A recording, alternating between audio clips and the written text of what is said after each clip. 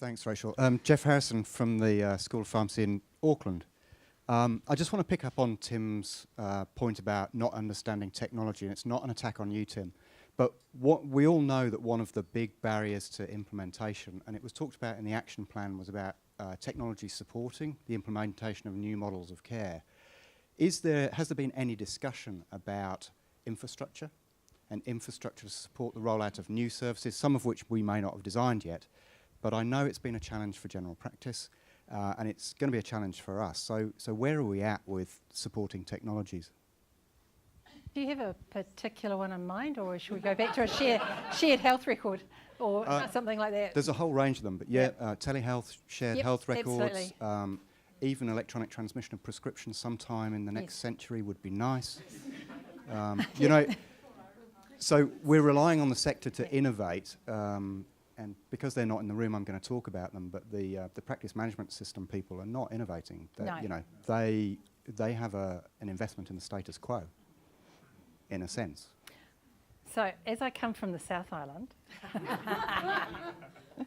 where we have a fully integrated shared health record called Health One that runs across the entire South Island, I know exactly what you mean, because by investing in that, the 5 DHBs have created a platform that enables a different kind of integration between general practice and pharmacists that you can't do if you haven't got that shared view of the information around the patient, and a better integration between the community-based services and the hospital-based services. What Andy's just been reminding me, and it's actually a group that both Andy and I sit on, is actually what we're doing is setting the standards, creating the platform to enable these innovations to happen. And that is a joint, well, it's more than joint, isn't it? Multi-party process led by the ministry to actually make sure that this is possible. So we do understand what needs to happen around this, and I think you'll find a lot more appetite for investing in that. Because if you go back and look at what we're doing, we're currently spending well over 400 million on a set of services that we could get so much more out of from a clinical perspective if we dealt with the infrastructure problems. And if you look at the parallel with other parts of the sector, probably not a week doesn't go by where I'm not approached by a developer of a new technology, whether it's an app or an IT system or something else, that's saying, I've got the new solution for you. And so, you know, the challenge through this is which is the right solution and which is going to work. But we're seeing, certainly in the general practice space, some of these developers are selling these tools to general practice, and general practice are making the efficiency and the cost savings out of investing in some of those things. So if pharmacists want to invest in that as well, then that's welcomed as well, because it's about supporting your business model as much as about delivering on the improved care for patients.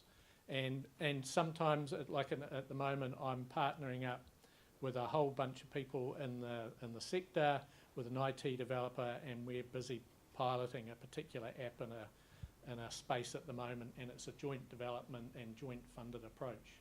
So those sorts of opportunities are open through this process. Rachel? That's one of the reasons for the standards work, though.